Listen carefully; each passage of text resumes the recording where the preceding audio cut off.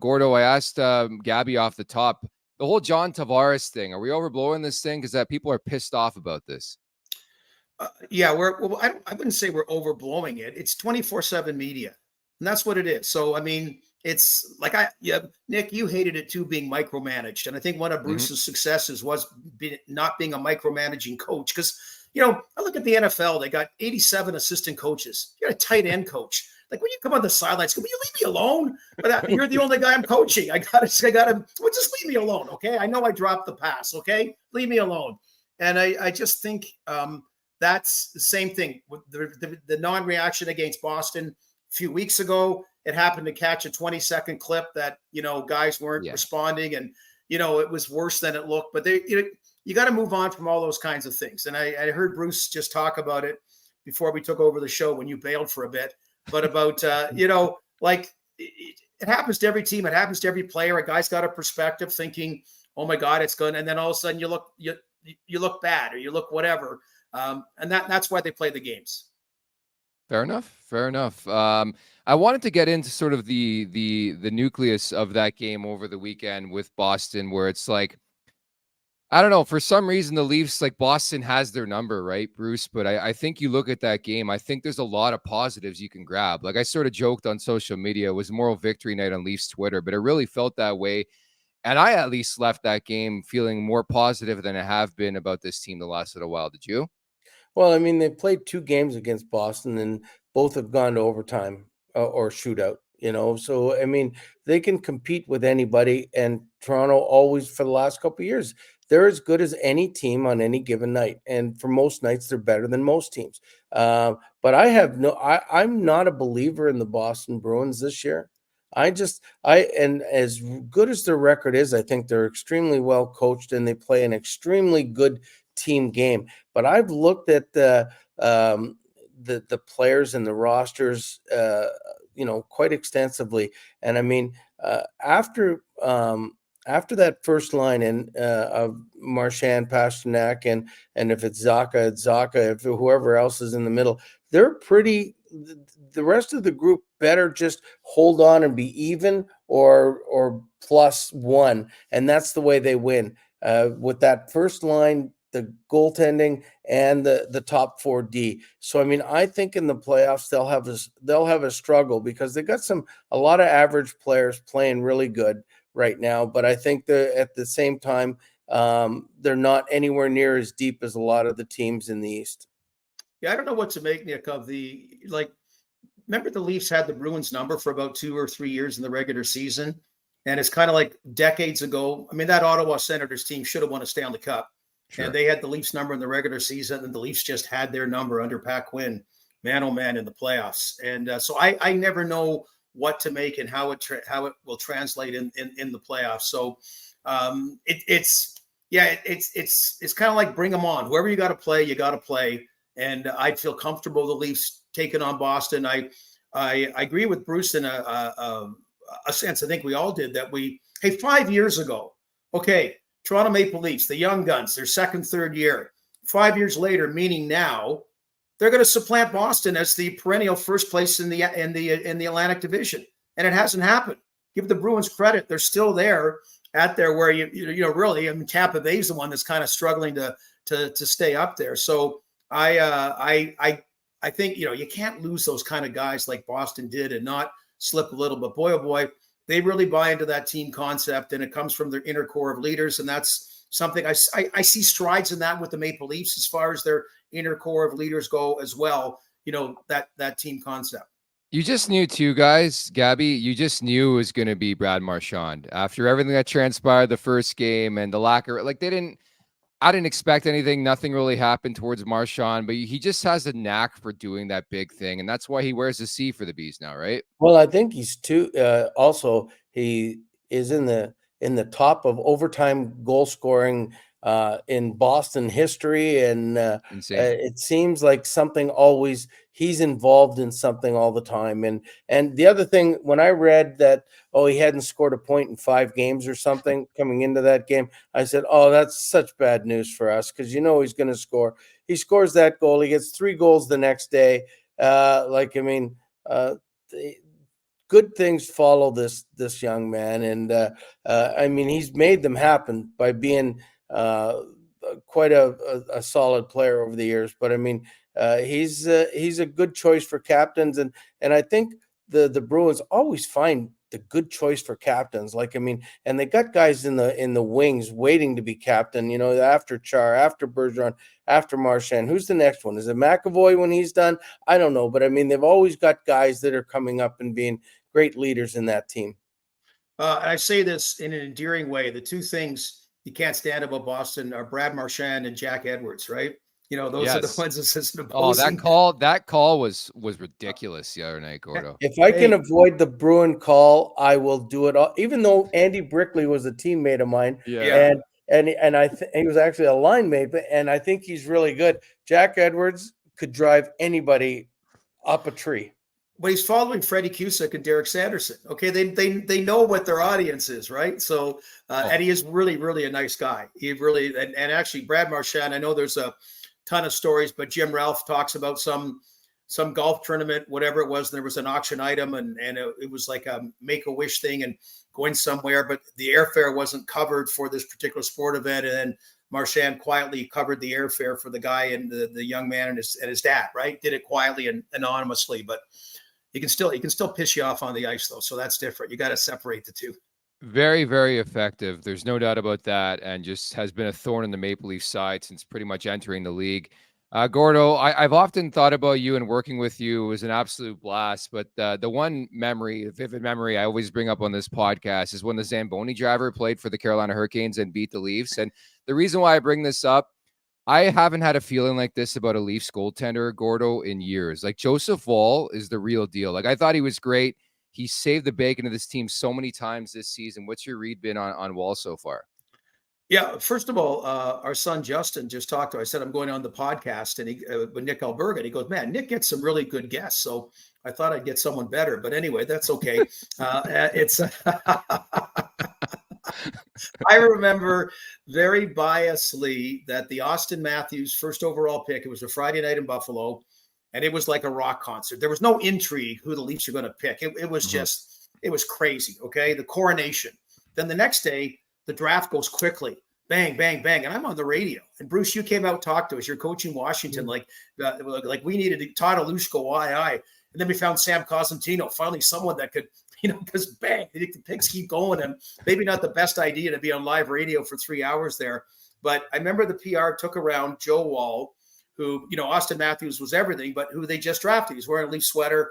He was just a very impressive young man. He just was. I just liked his deportment, his personality. He's battled some injuries, and I think he can be the first goaltender they've really developed from within since Felix Potvin. And that's not a swipe at James Reimer. James Reimer was kind of the accidental guy. He did a solid job, but he was never thought he was going to be the guy. It was going to be Justin Pogge or Andrew Raycroft or, whomever. So, yeah, I'm big on Joe Woll. Hey, have you not the one thing I like about this guy, the clutch, the breakaways that he can save in the third period, guys get breakaways, he saves them. In the shootout, they haven't scored on him, I think, in the last 2 games at least. I mean, so he is really good when the chips are down, I think. And I mean, that's what you need with a goalie, is you need a goalie that when things start getting a little crazy around him, that they don't let a soft goal go in the third period. And I don't think this guy does. I think he is the real deal. But the bigger problem to me, guys, puck management. You can both speak to this, Gordo. We covered the Martin Marincin era pretty exclusively, and Gabby, you've seen this Leafs team, you've seen this league. I was having fits watching the second half of that game, Gabby, where it was like giveaway city. You're putting so much stress on your goalie. Like, I get it. He's making those saves, but like, they got to clean that up if they want to win some games here and win in regulation. That's been a big story too. I think winning in regulation has been a big story because they've only won 5 of them, right? And every game, no matter what team or what caliber team they play, that seems to be coming down to a 1-goal game, which tells me I think the Leafs play to their opposition. I mean, the really good teams play at the same level all the time. I think the Leafs play to the level of their competition, and it would be nicer if they were a little a little more consistent on the upper end for them, for me anyway. What do you think, Gord?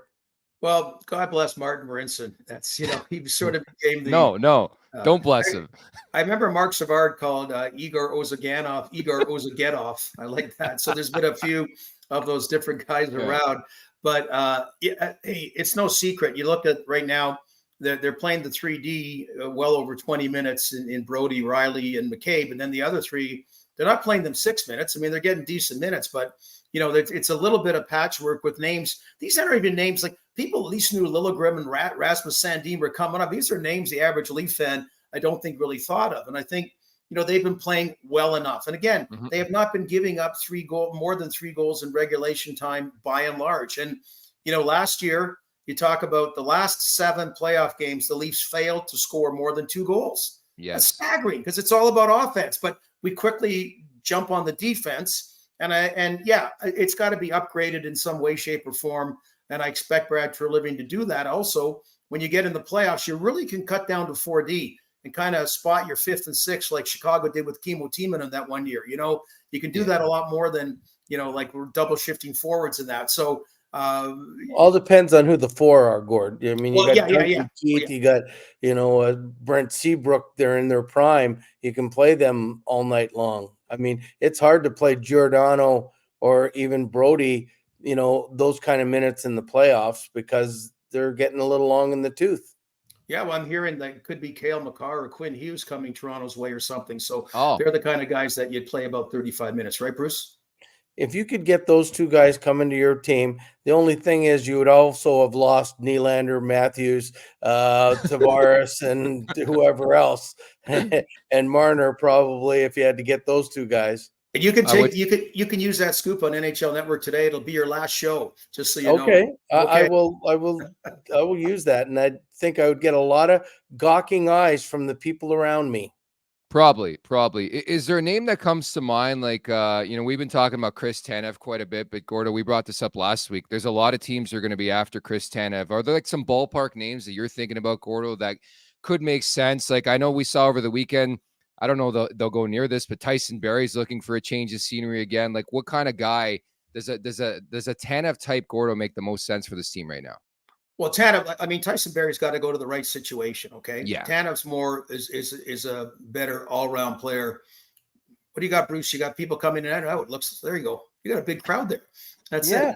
I'm a lonely guy down in the basement. I like that. I like you got lots of friends. It's good. So here's the thing. And Bruce, I think you would have been, you got certain general managers that let you in more than others. This is where you need your pro scouts. You need your amateur scouts and your pro scouts. So we can talk about all the guys that are out there, but, and so say you have 6 pro scouts, there's 1 or 2 you really have. Okay. They're like I got to call him back again. And that's where you want, opinion. You're watching them. And it may not be a name, or it may not be a sexy name, right? But where are they going to fit in on our D? And this person more often than not identifies exactly who would be an upgrade and where it would be. And that's where it comes down to organizations for the 32. And, we'll see how those chips fall. I agree with you wholeheartedly. I mean, every time I would put up a board of our team and where we needed help, I needed help. Like, I mean, on the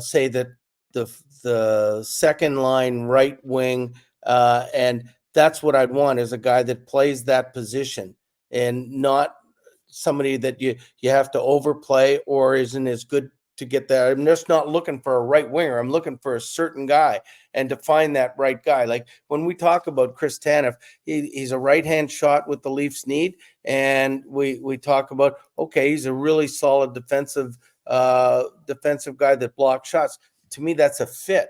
And what we all look at as for coaches, and when coaches and GMs are in sync with each other, are good fits for the team. That's what not necessarily the best player for that position. To give you a quick example, in Minnesota, we had a team that was in March 1st at the trade deadline was number 1 in the league, tied with Washington. And we were looking for another centerman to give us really good strength. And the best available was Martin Hansel from Arizona at the time. So we went and got him, but he wasn't a good fit because it pushed Eric Hall down to the fourth line where he wasn't happy. Martin Hansel had been playing 25 minutes a night. Now he's a third line center, checking center. He wasn't happy. So it's throughout the chemistry.